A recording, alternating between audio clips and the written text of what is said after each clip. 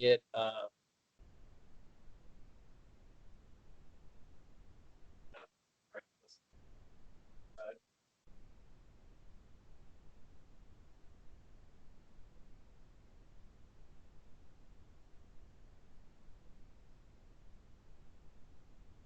to keep each other safe today. Pieces.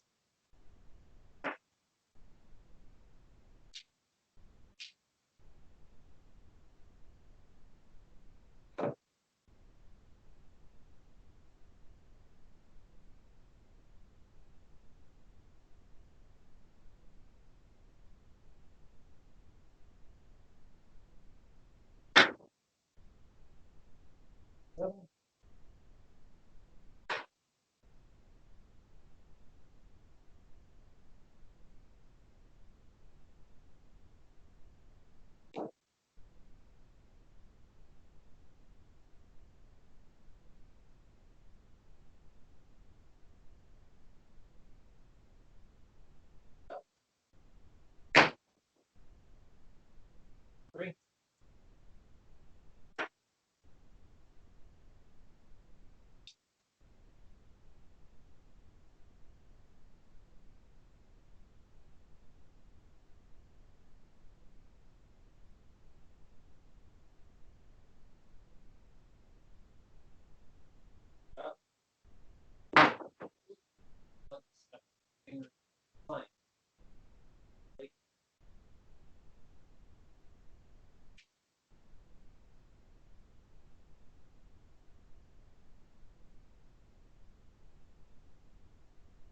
Well, I guess it would help if I turn on the mic.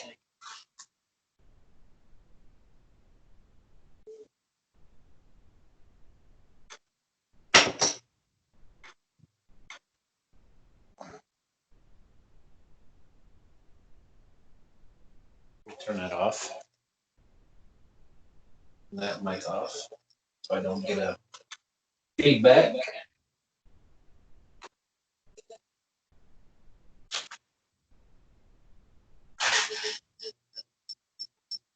Like I'm about ready to get.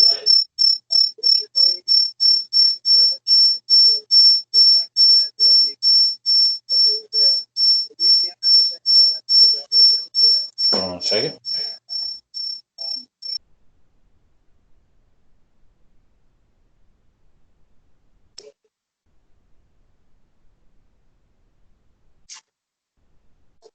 All right, hopefully that will work. Nope.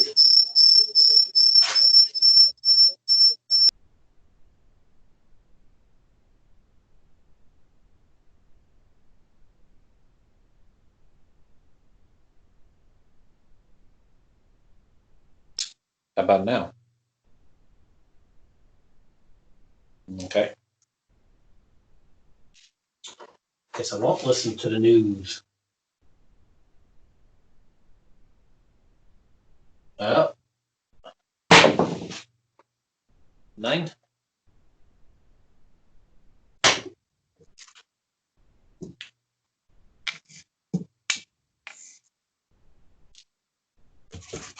Try to stay up on the news because of the jobs I used to have and stuff I used to do.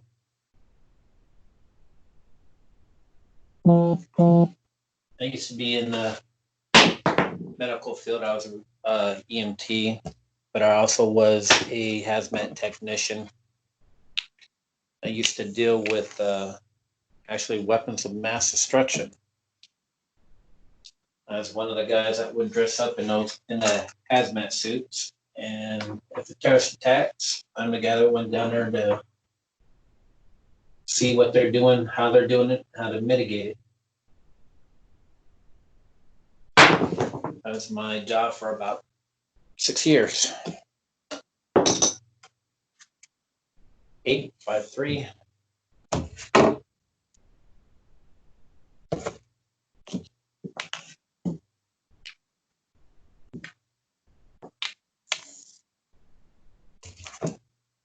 So I kind of pay particular attention to what's going on, and especially when dealing with stuff like this. But oh, that was interesting. I almost did a crisscross. The red hit over here, rolled that way. That one hit over here and rolled that way. So it kind of crisscrossed one another.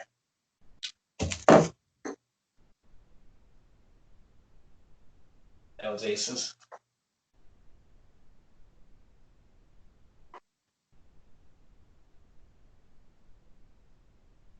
Shut up.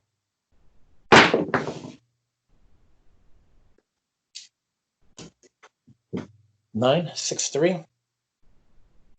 Actually, because of my military career, because of stuff that I've done, I've had a very fruitful life. Got to do some crazy things. Got to do stuff that normal people don't get to do. I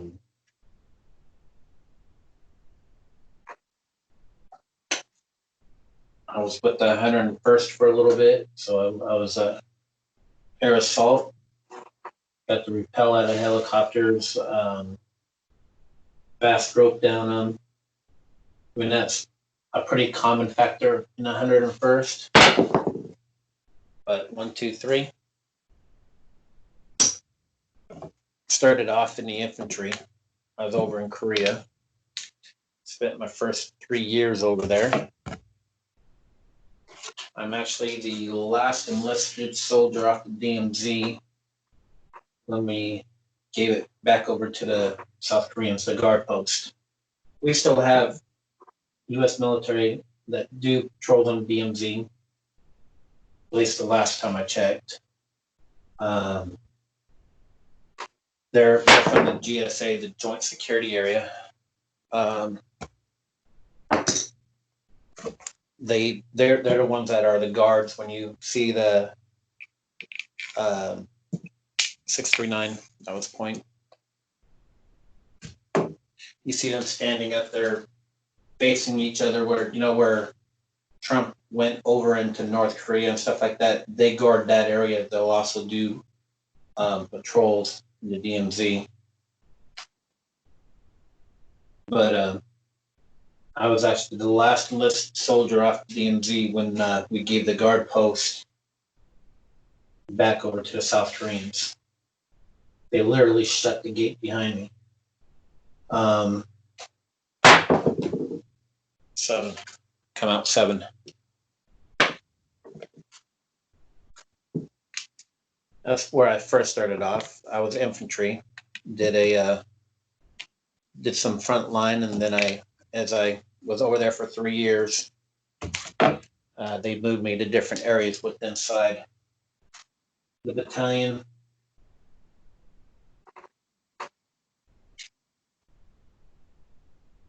But after I finished with the 101st, I was not. Hello. That'll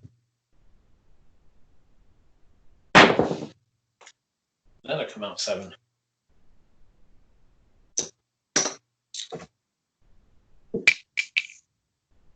I left the 101st and then went over into. I was with Special Forces for a little bit. I was not tabbed, meaning I was not qualified as a Special Forces, but I did a lot of deployments with them. Well, not a lot of deployments. I did some deployments, 3, to Saudi Arabia, Kuwait, and United Arab Emirates.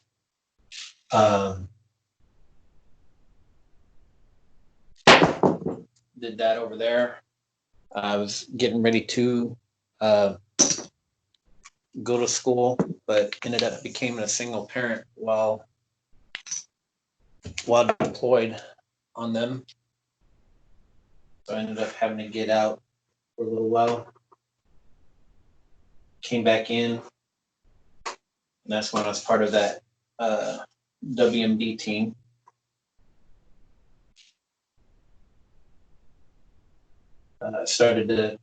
Was one of the first ones of the whole country on those teams. 1, 2, 3.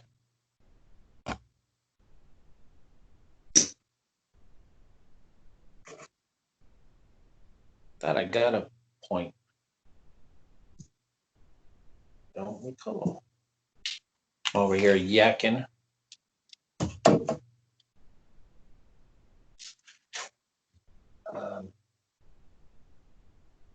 I was one of the first teams in Washington State. That's my home state.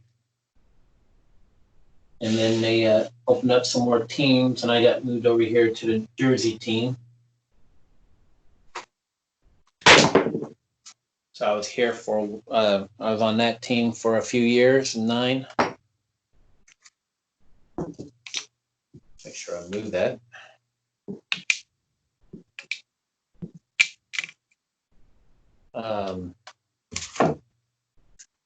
Did that for a little while. Then I got moved over to the recruiting command, where I was an instructor / admin guy. Got people ready to go to basic training, AIT, which is their job skill training, 4-3-1.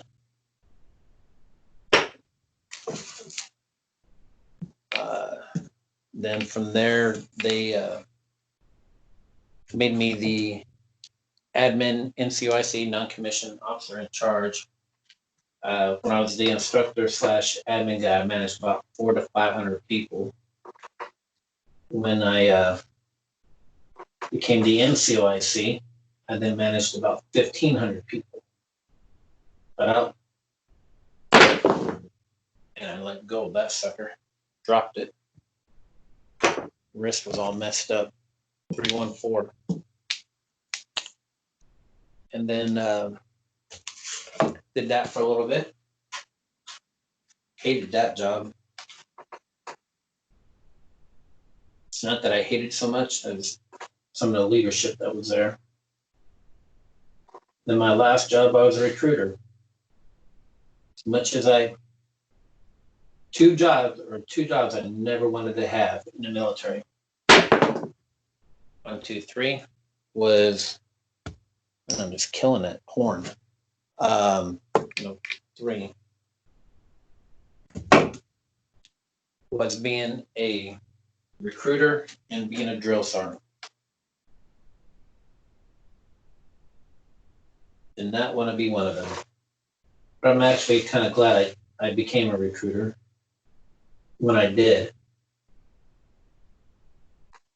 I wouldn't have liked it as someone that still had a lot of time left in the service, 314. I became a recruiter at my 17-year mark as an E7, Sergeant First Class, which allowed me to dictate a little bit, which my Sergeant Major didn't like very much. But anyways,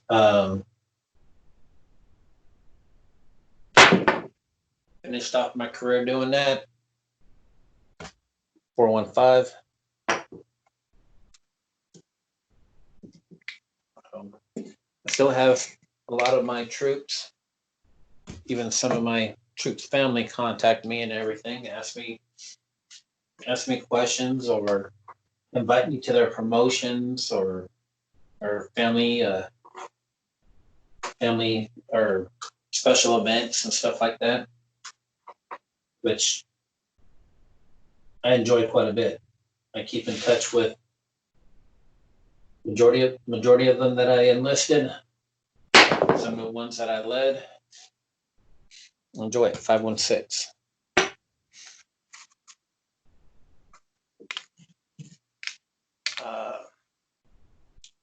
But it's got me to do a couple of things. I was invited to go to NASDAQ to do the opening bell for NASDAQ. And one of the guys I bowl with, 617,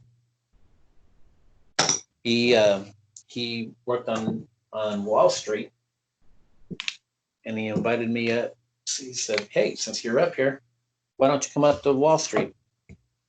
So once I got done with the opening bell of NASDAQ, I then went over to Wall Street, visit my friend. He gave me a tour of Wall Street, and he gave me some of the stories and stuff and everything, which was kind of interesting. And I was going through, and while I was going through there, 516. All right, once we got to the end, one of the guys at Wall Street invited me back to do the closing bell of Wall Street. Like, okay, how often does a person get to go do NASDAQ and Wall Street in the same day? Not very often. Well, when we were given a tour of, or I took my girlfriend at the time up there, she came up there with me and everything, 416. I'm sorry, 416, 4610. Wow, messed that one up completely. I took my girlfriend up there at the time with me, and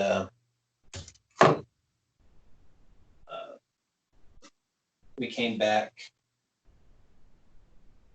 in, and as we're going into the Wall Street area where they do all the trading and stuff, we were passing by this one area that had a guard on there, had a velvet rope across and stuff like that. And I was like, okay, that must be a big wig room. So I asked him about it. He's like, that's a special room. It's a VIP room and everything. So I was like, okay, that's pretty much what I thought it was.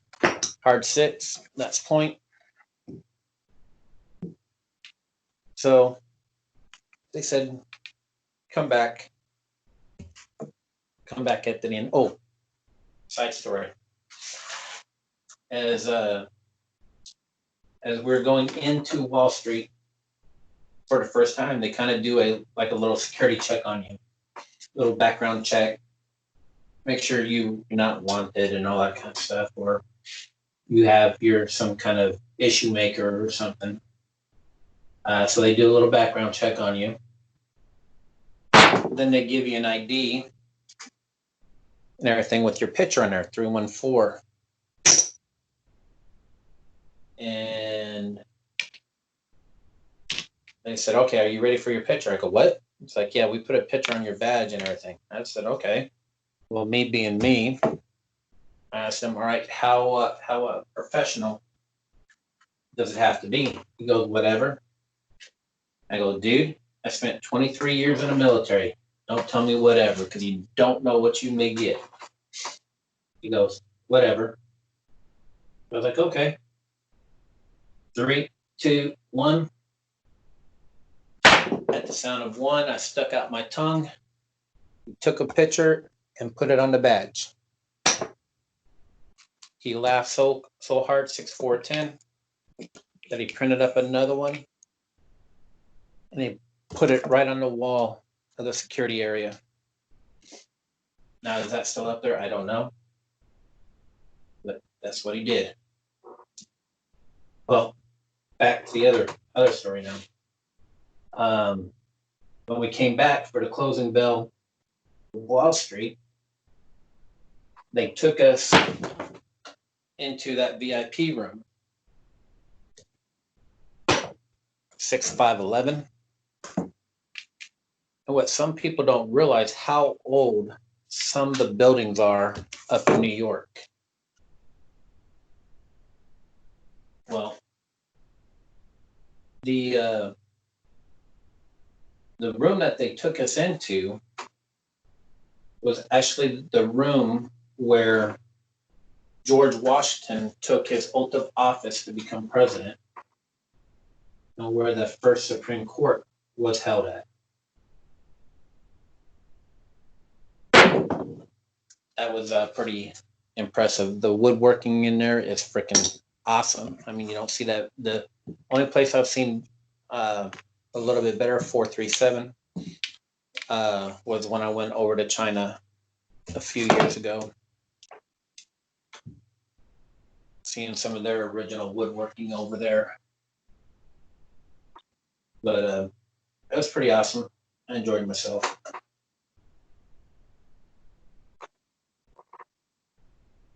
But I got to do quite a few things. There's a few more stories in there of other things that I've done.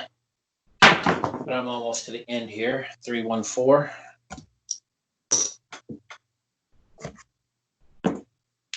So I may save them for another time. That's a little history about me.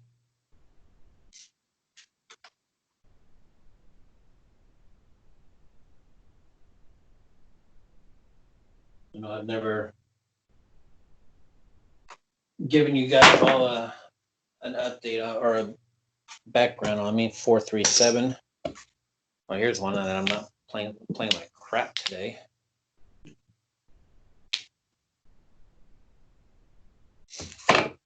Between field numbers and sevens, got hardly anything up top.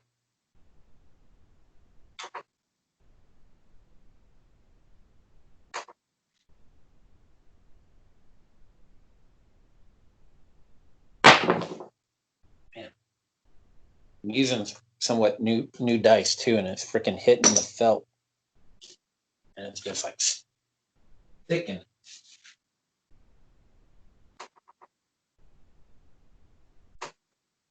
These are normal bigger dices than normal. They're dice from Amazon. I gotta wait for our order come in. Sleepy 25's order to come in, and I'll buy some off of him. 314. Got one more of the 36. And then I'll switch over to the yellow chips, which are the $1,000 ones.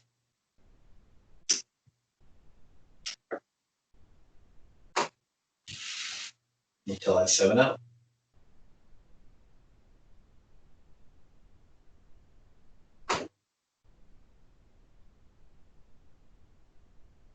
Shut up. Hard 10. All right.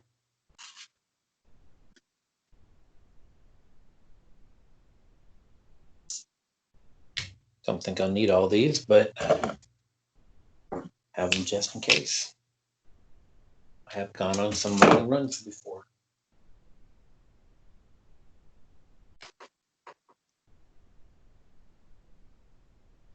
So I'm not really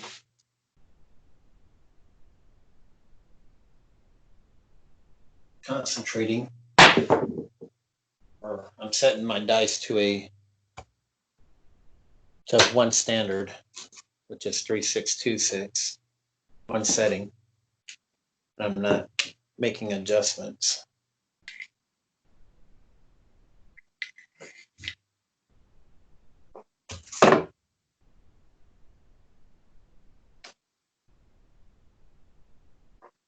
This is more to get my arm warmed up. Shut out. 516.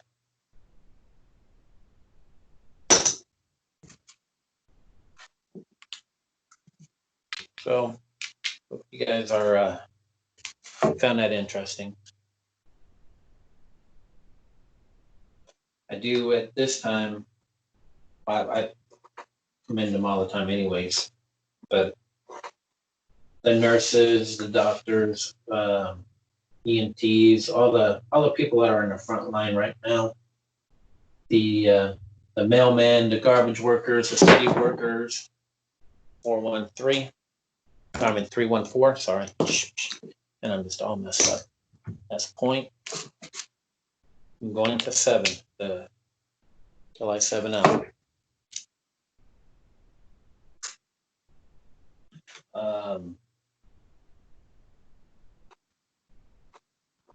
The gas attendants, all that kind of stuff. I mean, there's a whole bunch of people out there. Some jobs are more important than others, but they're all important. 538.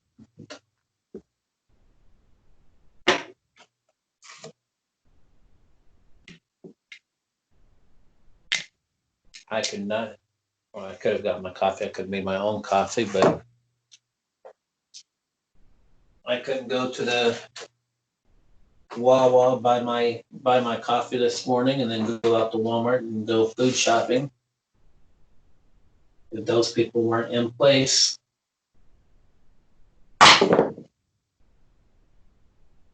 In place 3-2.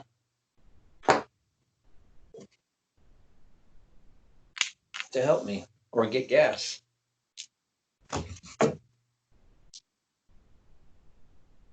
Picking up my trash, be piling up. So I appreciate all their help and what they do.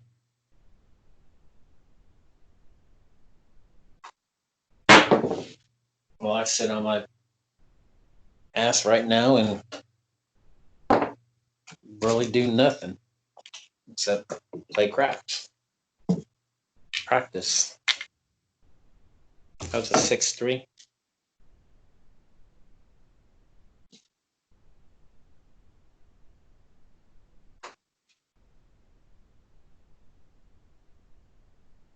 Shut up. 6-4.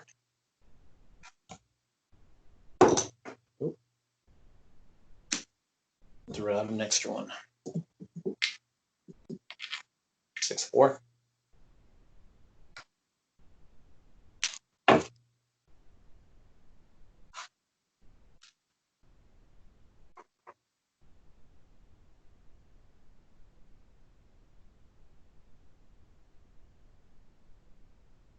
Uh,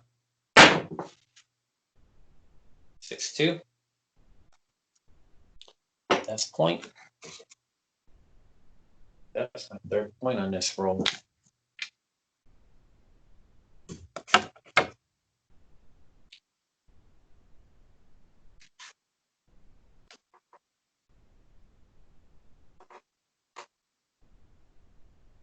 Fire bit. Shut up. R12. Midnight train. Choo choo. Chugga chugga chugga choo choo.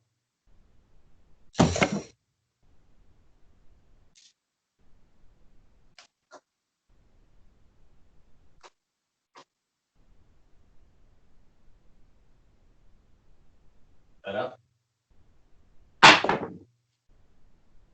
549. I think that's a point that I already got before. I'm pretty sure of it.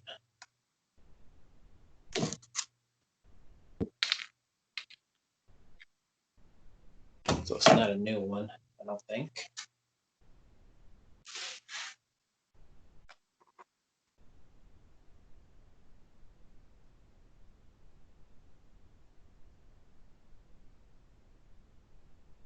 Shut up. 6-4-10.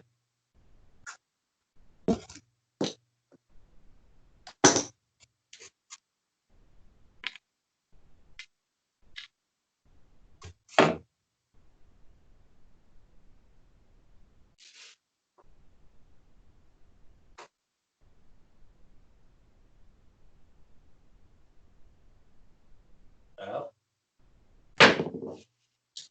1, 2, 3.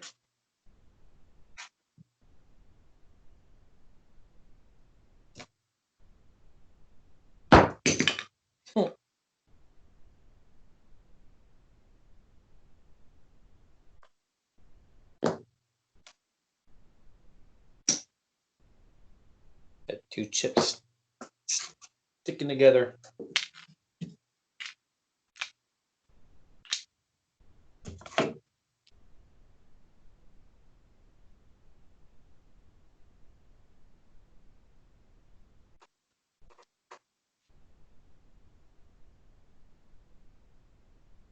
Well,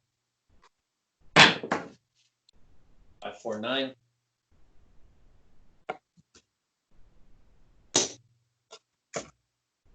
That's point.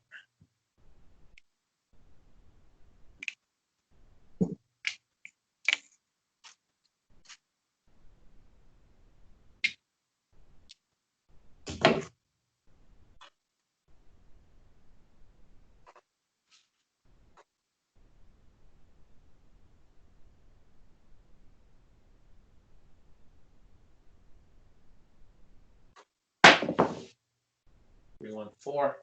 I don't even know. No, I got that one before.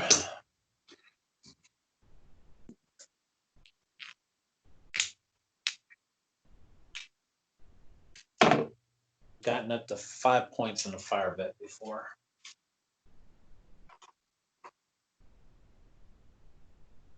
I think I'm only up to 3 now.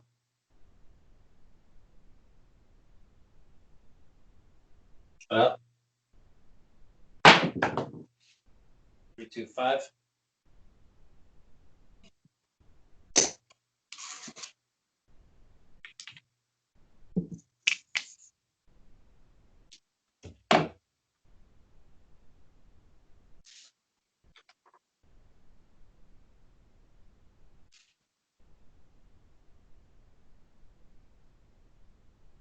Well,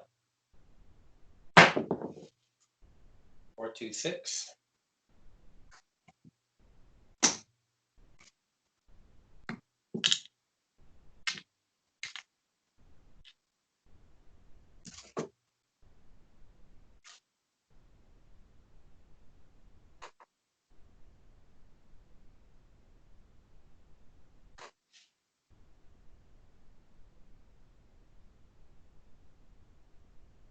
Well, 3, 5, 8. I may have needed that whole stack.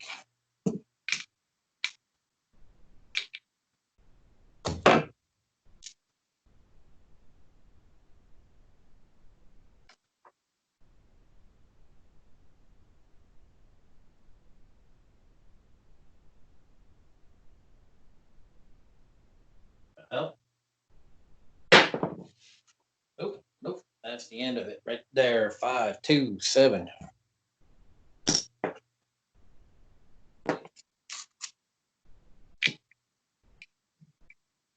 5, 2, 7. All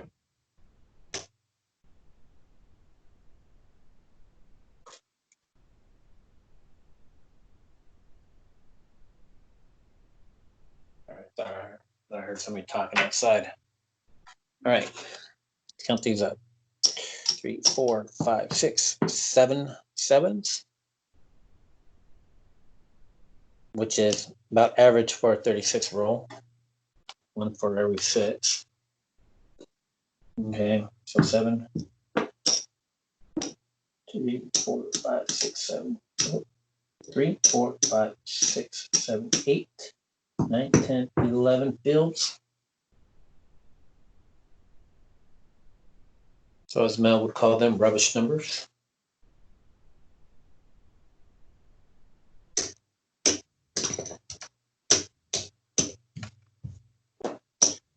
4, 5, 6, 7, 8. 8 fours, 3 5s, 5 6s. A lot of outside numbers. 6 8s. 2, 3, 4, 5, 6, 7, 9s. 1, 2, 3, 4, and 7 10s. So 7, 14, 20, 25, 28, 5, 6, 7, 8, 36. 36 just right up there. 37, 38, 39, 40, 41, 42, 43, 44, 45, 46, 47, 48, 49, 50, 51, 52, 53, 54. 54 total. Most of it came because of that end one. All right, folks, thank you for listening. Thank you for allowing me to ramble on. I appreciate you guys coming here. Please like, subscribe if you are not. Make a comment, hit the like button. I would greatly appreciate it. I'm not making any money off of this. This is just to help me validate and also try to help you guys out. All right. Just give me, just let me know what you think. I appreciate it. Bye.